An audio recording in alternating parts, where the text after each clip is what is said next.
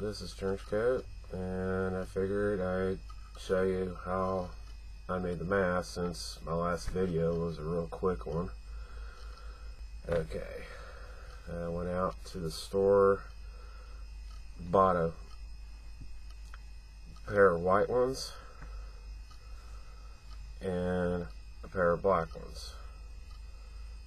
Of course, I had to cut it to where it fit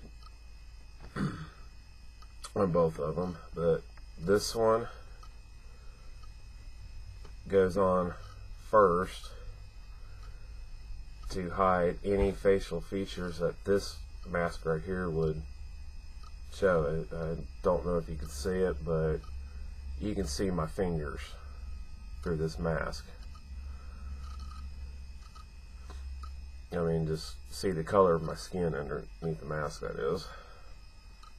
So this is the reason why for the black one, which you really can't see my fingers.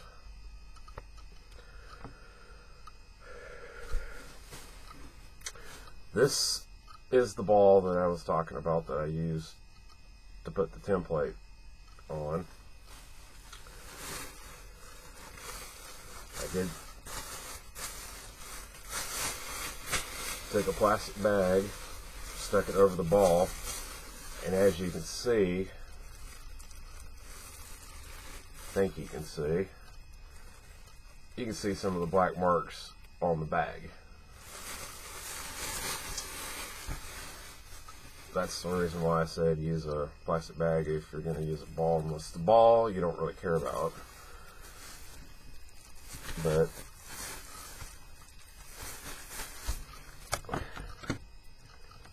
this is how I did it. I guess I had this, and it goes, took a piece of paper, drew an outline of the pattern I wanted, then I cut it, which basically it came out to like that, because I placed it over the ball like that, and he goes, I found out it was too big. So this is actually what I used, and I cut it smaller, and then I placed it on the ball, and I'm like, okay, that fits. So just imagine that the scarf's already over on this ball. I took this piece of paper, slid it underneath of it, and then took the Sharpie and went around and did the outline of the template. Went around it, and then I took it and just kind of went like this, and of course the paper kept the permanent marker from actually bleeding outwards from the pantyhose. Did that, and of course I cut that, then placed it underneath here, had paper underneath this, and did that. And it goes, there's the paper that had the thing. Then the other part, he goes, I just free-handed that, and he goes, of course it bled out a little bit, and then I put marks over here, which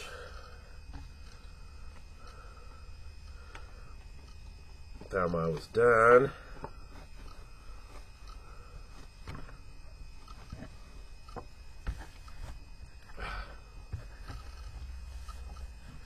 never get in a hurry, it never goes well. That's the pattern that I came up with. This up here was free-handed. This right here was free-handed. and this down here was free-handed.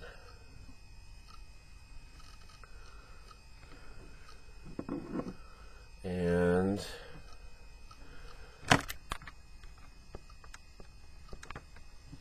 I don't know if you could see this.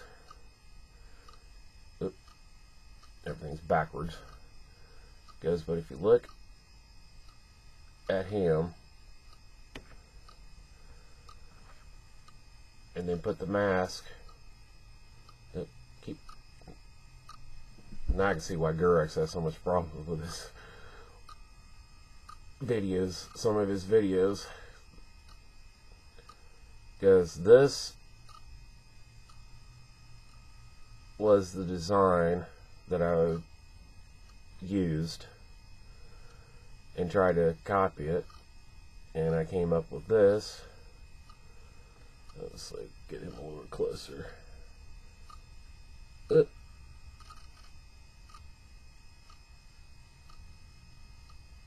Okay, you gotta turn right to go left. And then there's that.